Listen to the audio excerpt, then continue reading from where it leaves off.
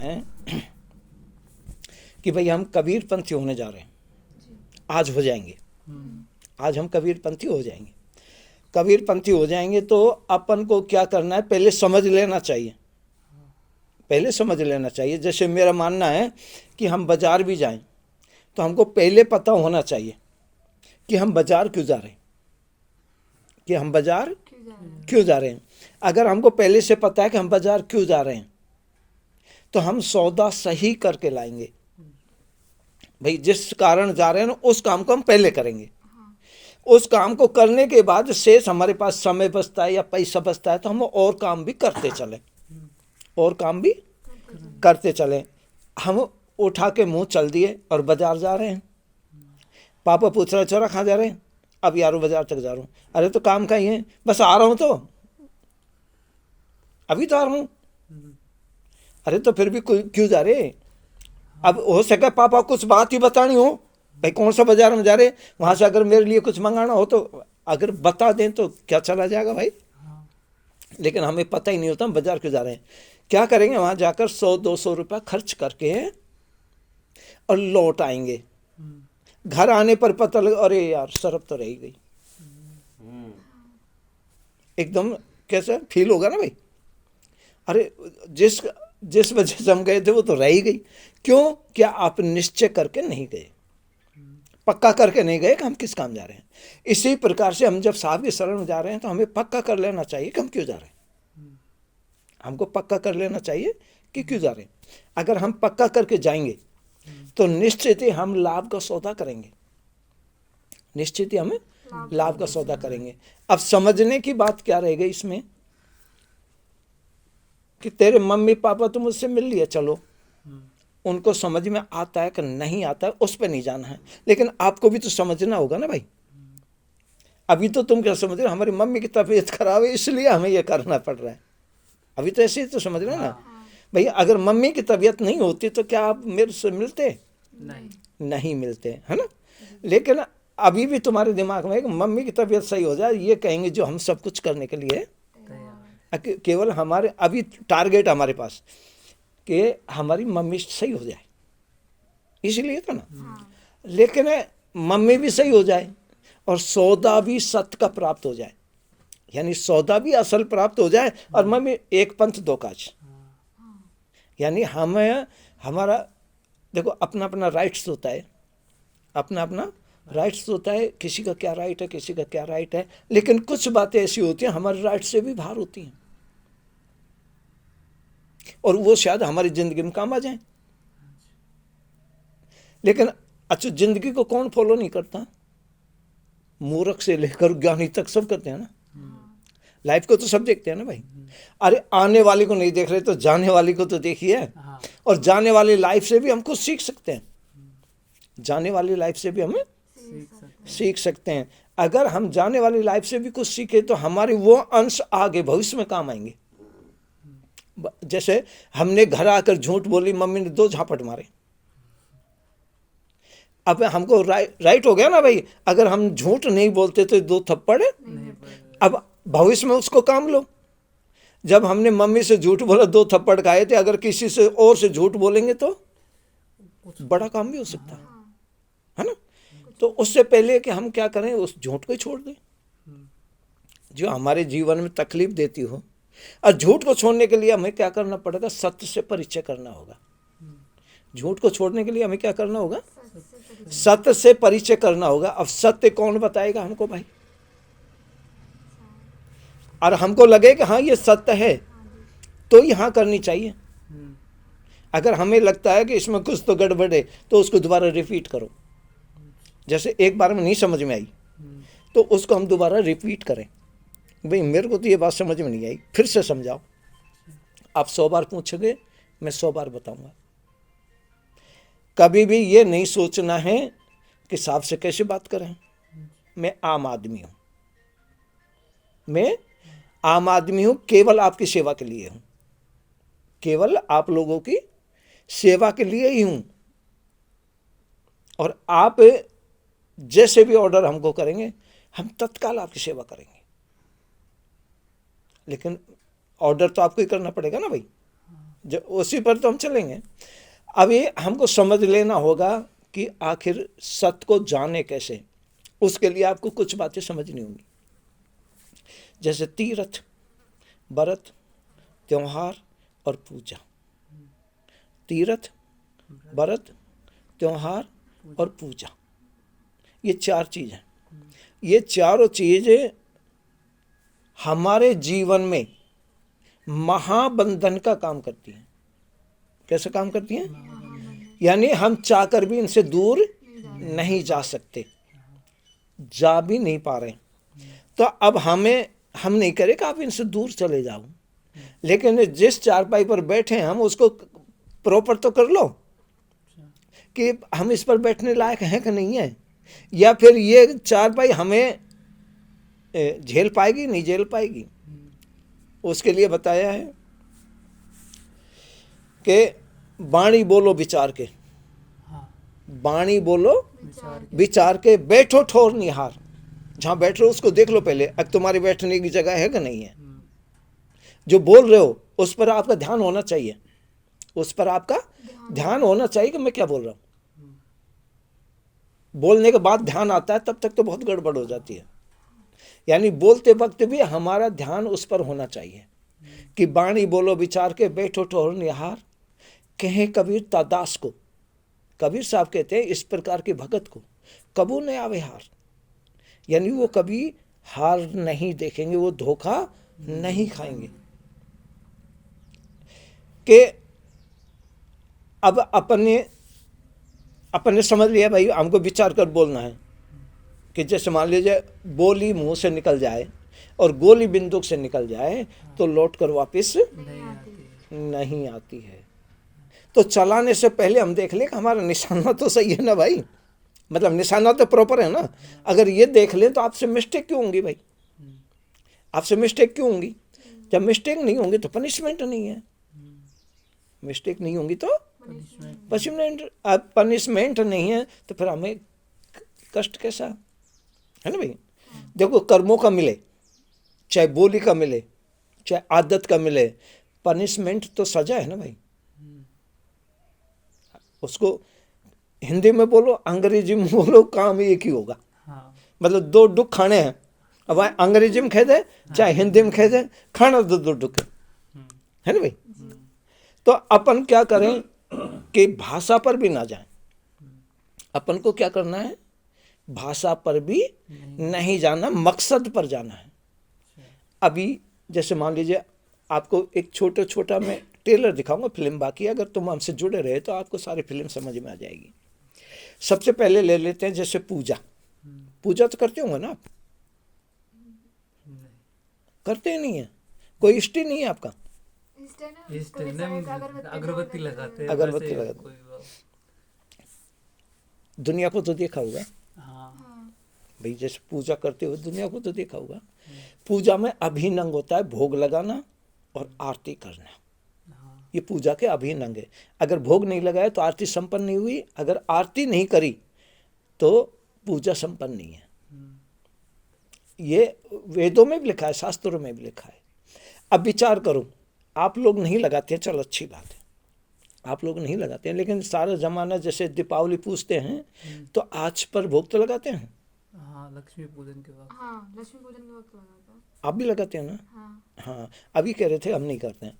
अच्छा, दूसरी बात है कि जैसे मान लीजिए गोवर्धन पूजा करते हैं, तो गोवर्धन में भी लगाते हैं भोग, तो भोग लगता है। हाँ, तो अपन ऐसे ढेर सारी चीज़ें हैं जहाँ जहाँ अपन भोग लगाते हैं। अब जिस पर भोग लगाते हैं हमने कभी उस बारे में सोचा नहीं, अभी समझा नहीं हमने। मैं आपको आज प्रैक्टिकल करवाता हूँ, ठीक है ना? मैं आपको बता रहा हूँ, पक्षपात नहीं करना और गूंगा भी नहीं रहना है, मतलब बोलना ही है। कोई बात हो तो बोल देंगे। हाँ, बोलना ही है, या जवाब भी देना है। तो जज का मतलब, आप दोनों जज हैं, जज का मतलब होता है जजमेंट करना और फिर उस जजमेंट को सुनाना, ये जज का काम होता है ना।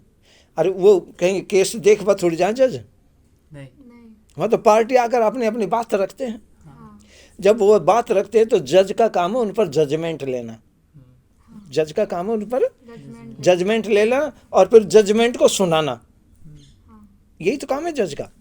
अब आप दोनों जज हैं, मैं फरियादी हूँ, मुझे समझाओ, मतलब मैं अनसमझ हूँ, मैं नहीं जानता हूँ, आपको समझाना है। मैं भ्रम में तो बहुत दिन से चिंता में हूँ कि करूँ तो करूँ क्या। जैसे मुझे समझ में आ गया, आप लोगों को नहीं आई है, और जो आप लोगों को आई है वो मेरे समझ में ही नहीं आती है। अब उदाहरण लिए समझ लो, भोग ले लेते हैं अपन। भोग में जो मुख्य बात है वो ले लें, मतलब मुझे बताओ आप, मैं भ्रमित हूँ कि जैसे चिड़िया बीट करती है, हाँ वो चिड़िया की लेटरिंग है हाँ हाँ सच में? हाँ अगर मोर बीट करे तो वो भी है। मुर्गी वो मोर की लेटरिंग है, हाँ और कुत्ता बिल्ली करे तो, वो भी है। और गाय भैंस करे तो, वो भी है ही वो होने भी है। हाँ, यानी जो गुदा से आती है लेटरिंग है। हाँ अब वो भैंस की लेटरिंग है, वो गाय की लेटरिंग है, वो कुत्ता की है, वो मोर की है, वो चिड़िया की है, जी। यानी भैंस की तो लेटरिंग है ना भाई। हाँ अब शब्द में घृणा है, क्या है? शब्द में शब्द में घृणा है कि कोई भी माँ अपनी बेटी से नहीं कहती तो भैंस की टट्टी पर टक क्या नहीं कहती है ना। नहीं कोई भी सास अपनी बहू से नहीं कहती तो गाय की टट्टी पर टक क्या, क्योंकि उस शब्द में घृणा है, उस शब्द में भी। शब्द में घृणा है। अगर मान लो ममता की मम्मी बोले कि तू जाए भैंस की टट्टी पर टक क्या, पता है ममता कैसे भरेगी उसको? ऐसे ऐसे हाथ करेगी, इधर तसला रखेगी, ऐसे भरेगी, है ना? हाँ क्यों? शब्द में घृणा है। शब्द में घृणा है। अब गोबर खे रहे हैं तो ये टप टप उठा उठा के भर रही है ना? हाँ क्यों? हमने शब्द चेंज कर लिया। शब्द चेंज कर लिया। यानी भैंस की लेटरिंग को गोबर कह देने से क्या वो भैंस की लेटरिंग नहीं रही? नहीं रहेगी, वो तब भी रहेगी। तब भी रहेगी ना। हाँ। अब वो भैंस की लेटरिंग की हमने क्या कर लिया, उपले बना लिए। क्या? ऊपले। कोबले उपले बना लिया, छाना बना लिया। अब वो सुखा लिया, अब वो भैंस की सूखी लेटरिंग हो गई, हाँ छाना भैंस की सूखी। मैं आपको कहीं गलत तो नहीं बता रहा हूँ, नहीं मैं आपसे सीखना चाह रहा हूँ, मतलब मेरे दिमाग में इस तरह की बात सेट है। आप बताना कि मेरा सही है कि गलत हूँ मैं, अच्छा आपको ये बताना है। हम्म, अब उसमें से वो जो सूखी हुई लेटरिंग है भैंस की, उसमें से इतना सा टुकड़ा जोड़ लिया, तोड़ लिया, तोड़ करके उसको जला लिया। हम्म, अब उसकी आँच हो गई, अब वो भैंस की लेटरिंग की आँच हो गई, हाँ भैंस की लेटरिंग की आँच हो गई। आँच हो गई। अरे अपन लोग जब लेटरिंग करवा जाएं हम्म, तो हाथ भी अपन रहे, लेटरिंग भी अपने रहे, लेकिन फिर भी अपन साबुन से हाथ धोएं, जी। है ना भाई? हम्म। साबुन से हाथ धोते हैं ना। हाँ अब साबुन से हाथ धोते हैं तो इसका मतलब ये गंदे हो गए हमारे हाथ, हाँ इसीलिए साबुन से धोते हैं भाई। रोगाणु कीटाणु कितनी चीज़ इसमें लग जाती हैं, इसलिए। अभी विचार करो कि हम तो साबुन से हाथ धोते हैं, और वो भैंस की डायरेक्ट लेटरिंग है, उसको सुखा के हमने छाना बना लिया, और वो उसमें से एक टुकड़ा जोड़ के आँच बना लिया, अब वो भैंस की लेटरिंग की आँच हो गई। अब ये जैसे अपन तो इंसान है, स्वार्थी लोग हैं, अपन तो कोई भी चीज़ को काम में ले सकें, सूर की लेंडी तक को भी, क्योंकि शाणा भोपाल को पूजा के स्थान पर रखें सूर की लेंडी को।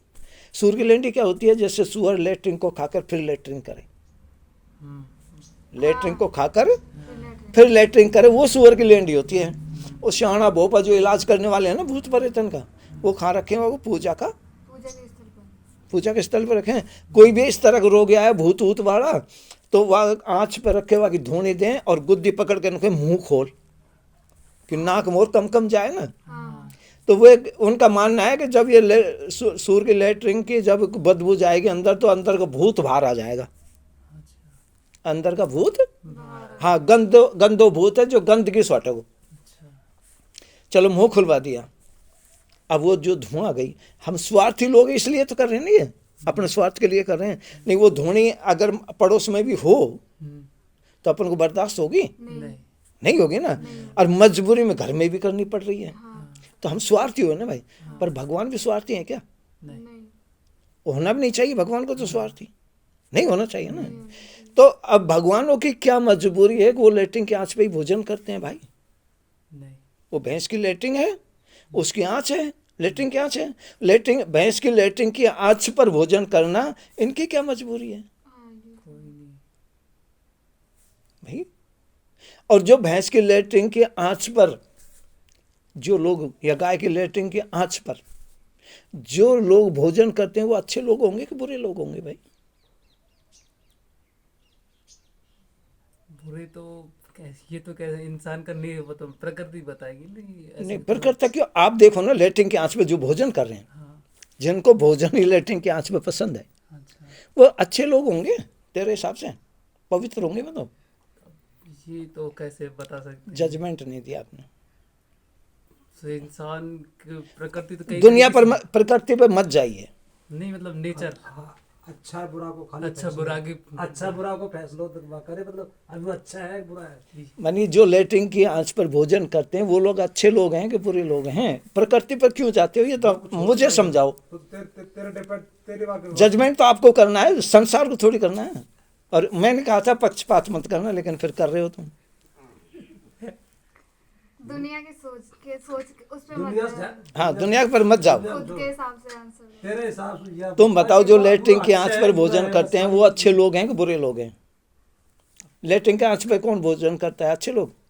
नहीं वैसे तो अपन जैसे अपन चूल्हा जलाते अरे हैं वाह, कुछ चूल्हा जला भाई की बात कहाँ है? हम तो स्वार्थी हैं, हम तो सूर्य के लैंडे भी काम लें। मैंने कहा ना, भगवान का क्या स्वार्थ है? भगवान का तो कोई स्वार्थ नहीं है। तो अगर वो लेटरिन की आंच पर भोजन करते तो कैसे लोग हैं वो? उनको अच्छा खाएगा बुरा खाएगा ये है? अब जज अच्छा बुरा मैं समझ नहीं पा रहा मतलब अरे मैं तेरे को लेटरिन की थाली में, एक बात सुन, मैं छाना पे तेरे को रोटी धर के भेजूं, छाना तो रुपा फिर बेकार है वो तो। है? मतलब वह तो बेकार है। मतलब तू तो इंसान को भी बेकार हो तो, और भगवान को। भगवान उनके बेकार है वो तो। तुम पढ़े लिखा हो, जजमेंट लेवा में इतनी देर लगे यार? इसका मतलब पक्षपात कर रहे हो तुम। समझ नहीं मैं थोड़ी सी वो आ रही है। मैं क्लियर बता रहा हूँ ना, वो लेटरिन की आंच है, हाँ। भैंस की लेटरिन है, हाँ। लेटरिन की आंच है, हम्म। उस पर भगवान भोजन कर रहे हैं। यार सोचने की बात तो है ना, ये मेरे दिमाग में बैठा हुआ है, अच्छा। वो तुमसे क्लियर कर रहा हूँ कि मेरे दिमाग में जो बैठा हुआ है वो सही है कि गलत है। आप जजमेंट करके मुझे दो कि जो लेटरिन की आंच पर भोजन करते हैं, हम तो लेटरिन के हाथ में साबुन से धोते हैं, और वो लेटरिन की आंच पर ही भोजन कर रहे हैं। तो गलत है फिर तो, वो तो इंसान गलत है। गलत है ना भाई। हाँ। ममता, आप जज, अगर आपको जजमेंट के लिए जज बना दिया जाए दोनों भाई बहन भाई को, तो आप एक भी फैसला करके नहीं दे सके, क्योंकि आप वे प्रकृति में बह गए, भावनाओं में बह गए, चूल्हा में बह गए, कहाँ बह गए। जजमेंट बात का होता है। मैंने कहा ना, जज देखने थोड़ी जाता है, हाँ। पार्टियों को सुनता है हम्म। है ना, उनकी वो बात सुनता है और फिर जजमेंट लेता है, वहीं बैठ कर लेता है। हम्म। वो थोड़ी है सारा संसारी कत्ल कर रहे, सारा संसारी चोर है, सारा संसारी दारू पिए, ऐसे थोड़ी है जज। वहाँ नहीं। भी जज ऐसे थोड़ी है। जी। जज तो बताता है ये राइट है, ये रॉन्ग है। हम्म। जजमेंट लेने का मतलब क्या है? तो अभी जैसे उदाहरण के लिए समझो कि जो लोग डायरेक्ट लेटरिन की आंच पर ही भोजन करते हैं, वो सारा काल का परिवार है, काल का परिवार है। इनको लेटरिन की आंच पर ही भोजन पसंद है। सुख जैसे मान ले, कई शास्त्रों में लिखा है कि काष्ठ अग्नि भोग जो दे 3 जन्म नरक में पड़े। अगर लकड़ी की आंच पर तुम भोग लगा दोगे तो 3 जन्म तक नरक भोगना पड़ेगा, यानी डर बिठा दिया। हाँ। अब जैसे मान लीजिए वहाँ लेटरिन की आंच आई तो उस पर भोग लगा देंगे, अगर लकड़ी की आई तो उसको हटा देंगे।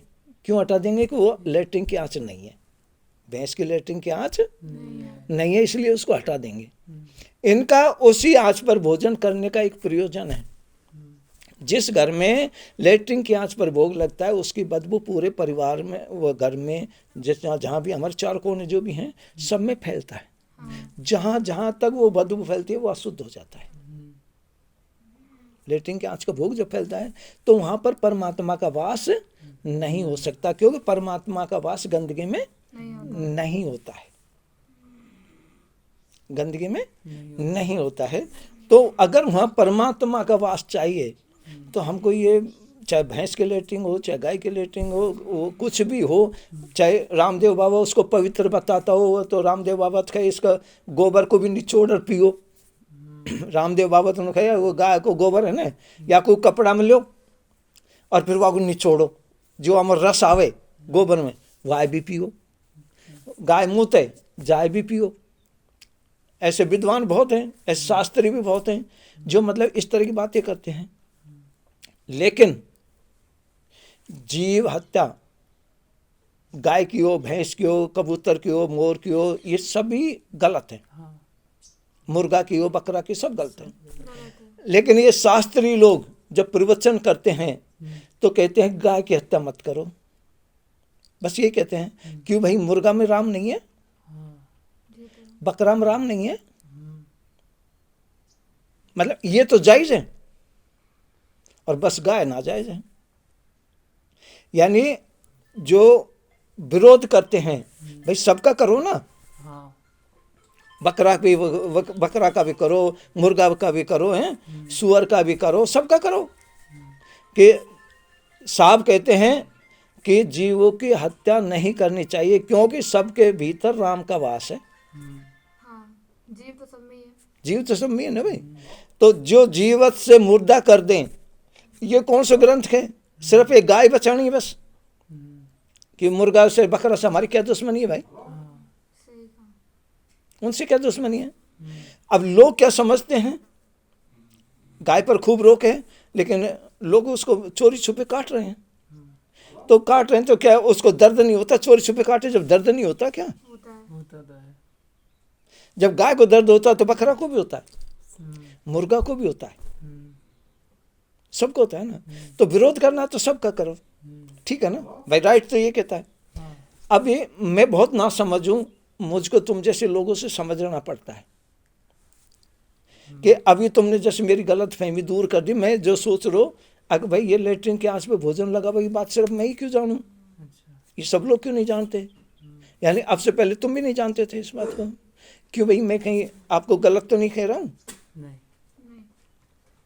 तो जिस वस्तु पर भोग लगाने से हमारे घर में काल का वास होता है, परमात्मा का नहीं होता, तो क्या उस पूजा को करना चाहिए? नहीं नहीं नहीं करना चाहिए ना।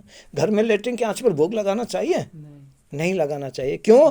कि ये जो काल का परिवार ये दुख देता है, और जो परमात्मा का है वो किसी पर हथियार नहीं उठाता, और ना ही वो लेटरिन के आंच पे भोजन करता है। वो तो कहता है सब कुछ यहाँ मेरा परिवार है। सृष्टि में जो भी कुछ है ना, परमात्मा कहता है ये सारा मेरा परिवार है, और ये लोग किसी ने तो अपना अपना चुन रखा है। अब वो मेरा परिवार है, वो मेरा परिवार है, वो तो मेरा परिवार नहीं है। हाँ अभी जैसे मान लीजिए, दूसरा उदाहरण ले लीजिए आप, कि जिसके घट में दया होती है, क्या वो किसी का गर्दन काट सकता है? नहीं नहीं काट सकता ना। या किसी को चोट पहुंचा सकता है वो? नहीं जिसके घट में दया होती है नहीं पहुंचा सकता। तो क्या उसको हथियार की जरूरत पड़ेगी? नहीं नहीं। नहीं पड़ेगी ना। उसके घर में अगर हथियार भी है तो बेकार है, फालतू जगह घेरे बैठा है हाँ हथियार भी। कि दयावान जो आदमी होता है, इंजेक्शन मुझको लग रहा है, बेहोशी आपको आ रही है, इंजेक्शन मुझे लग रहा मुझे लग रहा है, सिर्फ आप देख रहे हैं, देखने पर चक्कर आपको आ रहे हैं। इसका मतलब है, इससे पहचान होती है कि तुम्हारे घट में विशेष दया है। यानी किसी का इंजेक्शन का भी दुख सहन आप नहीं कर पा रहे हैं। अगर किसी की गर्दन काटनी पड़े तो तब तो तुम पटक खा जाओगे, हाँ है ना भाई। तो जिसके घट में दया होती है वो किसी पर हथियार नहीं उठाता नहीं उठा सकता। और जिसको मर्डर करना ही है, जैसे चाहे दोषी को मारे चाहे निर्दोष को मारे, आखिर मर्डर तो होता है। हाँ जिसकी गर्दन काटी जाती है उसका मर्डर तो, होता है। चाहे वो दोषी है चाहे निर्दोष है, उसका मर्डर तो है। अब दोषी होना नहीं होना यह अलग बात हो गई। तो दोषी को मारे चाहे निर्दोष को मारे, जिसमें मारने की क्षमता, क्या उसके घट में दया होगी? नहीं नहीं। नहीं होगी ना। तो अगर वो हथियार रखता है तो इसीलिए रखता है कि चाहे मुझको कभी भी चलाना पड़े, उसको तो मर्डर ही करना होता है। तो अभी विचार करो कि ये जो सारा संसार लगा लो, चाहे कुछ आदमी नहीं, क्षणिक आदमी नहीं, लेकिन कभी आप भी तो गणेश जी लक्ष्मी जी की पूजा कर ही लेते होंगे। दिवाली पे ही दिवाली होती पे है, ही उसके करते हैं। हाँ, अलावा तो दीपावली पे ही सही, साल में एक बार तो कर ही लेते हैं ना। अभी कर ही लेते हैं, तो आप उस पूजा में शामिल हैं। जैसे मान लीजिए कोई कहता है नहीं साहब मैं रोज नहीं पीता हूँ, बस होली के दिन एक पैक लगाता हूँ, तो शराबी तो हुआ ना हाँ हुआ तो सही। भाई, उसके अंदर अल्कोहल तो गई, हाँ दही। चाहे साल में एक बार ही जाए। हाँ तो ऐसे ही हम चाहे एक ही पूजा करें साल भर में, लेकिन उस पूजा में शामिल तो हैं। हाँ अब विचार करो कि जो ये सब पूजा हैं, इनमें कोई देवी देवता ऐसा है जिसके पास हथियार नहीं है? सबके पास है। सबके पास है ना। तो जब इन्हें हथियार रखते हैं तो किसी पर चलाएंगे तो क्या इनको दया आएगी उस समय? नहीं, नहीं। जो दया नहीं करता उसको कसाई कहते हैं कि देवता? कसाई कहते हैं उसे। भाई जिस किसका मर्डर कर रहा है, जिसकी गर्दन काट रहा है, गर्दन काटने वाले कसाई कहेंगे।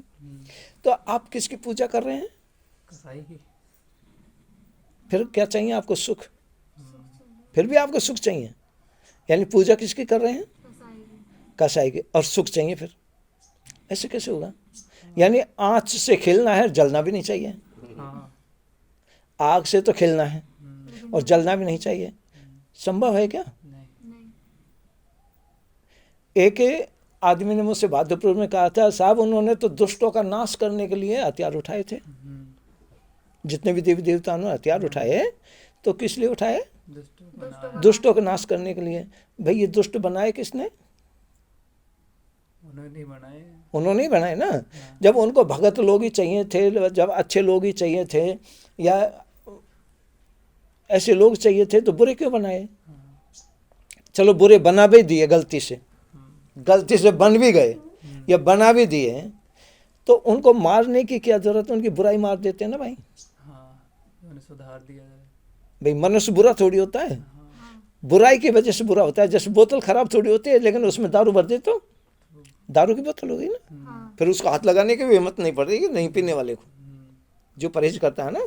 शराब की बोतल अगर उसको पता है कि ये शराब की बोतल है तो उसको हाथ में नहीं लगाएगा, नहीं लगाएगा ना। नहीं लगाया। लेकिन उसमें दूध होगा तो लगाएगा वो तो। ले लेगा। बार बार पकड़ेगा। हाँ क्यों? क्योंकि उसमें- बोतल तो वही है। हाँ बोतल तो वही, लेकिन उसमें दूध आ गया ना इसलिए। हाँ, यानी उसका अवगुण खत्म हो गया और गुण आ गया। गुण आ गया। अवगुण क्या है? शराब। शराब। तो उसमें बोतल का क्या कसूर है, ऐसे समझो। बोतल का कोई कसूर नहीं है। अब बोतल तोड़ देने पर फैसला होता है क्या? नहीं। नहीं। अरे उसमें से शराब खत्म करो, उसको बढ़िया से साफ करो, दूध भर दो, वही बोतल दूध की है जिसमें शराब थी। तो अब वही, अब उसको रसोई में रखेंगे आप। जब तक उसमें शरीर थी तो पखाने के पास रखी थी, वो तूड़ा का घर में रखी थी, छाणान का बटे उड़ा में रखी थी, हाँ बढ़िया जगह नहीं। थोड़ा आगे सर जाओ, धूप गई तुम्हारे चेहरे पे, थोड़ा आगे बढ़ जाओ। इनको दिक्कत में पीछे हो जाना। बहुत थोड़ी थोड़ी चल। नहीं आगे बढ़ जाओ, कोई दिक्कत ना है। नहीं, तो जाने वाले। तो अभी समझो कि जब उसमें खराब चीज भरी थी तो उसके स्थान कहाँ थे? घर से बाहर। ठीक है ना। अब उसमें वो अवगुण की चीज खत्म कर दी, गुण वाली भर दी, तो अब वो रसोई में है। अब कहाँ है वो? रसोई में। और संभाल के और उठाते हैं उसको, भाई फैलना फैलना। है ना। उजागर भी उठा सकते हैं और उसको रुमाल से ढककर, बोरी से ढककर, कट्टा से ढककर उठाते हैं, क्योंकि उसमें खराब चीज थी। तो अगर मान लो खराब खत्म करके अच्छी चीज भर दी जाए तो वही चीज अच्छी नहीं हो जाती क्या? हो जाती है। तो अगर मान लो ये खराब लोग जब पैदा हुए, यानी जो राक्षस लोग थे, दुष्ट लोग थे, ये जब बने थे, इनमें दुष्टता ही तो खराब चीज थी, तो उनकी दुष्टता मार देते और दुष्ट को रख लेते। हाँ भाई उनकी बुराई को मार दें और बुरे को रख लें, क्या नुकसान है? लेकिन ऐसा नहीं किया। बेटा आगे सरक जा अभी। हाँ और थोड़ी सरक जा, और सरक जा।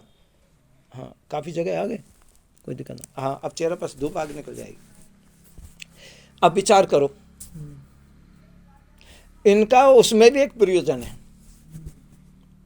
यानी हमको परमात्मा से दूर करने के लिए और अपने आप को परमात्मा फिट करने के लिए इन्होंने विलन जानते हो ना, हाँ जो फिल्मों में होते हैं हाँ विलन। हाँ।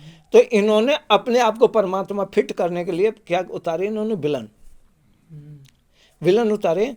जैसे सतयुग में तो हिरण्यकश्यप उतार दिया हाँ और उसको कह दिया कि तुम जाओ हाहाकार मचाओ, मैं आऊँगा आपकी मोक्ष कर दूंगा। हिरण्यकश्यप ने सोची ये तो बड़ी अच्छी बात है कि पहले तो खूब पब्लिक से आनंद लेंगे, हाहाकार मचाएंगे, तोबा तोबा करेगी दुनिया और मन माने अपनी बात मनवाएंगे। और जब भगवान आएंगे तो मेरी मोक्ष कर देते हैं। तो हिरण्यकश्यप को जांघ पे फाड़ कर उसने मार दिया।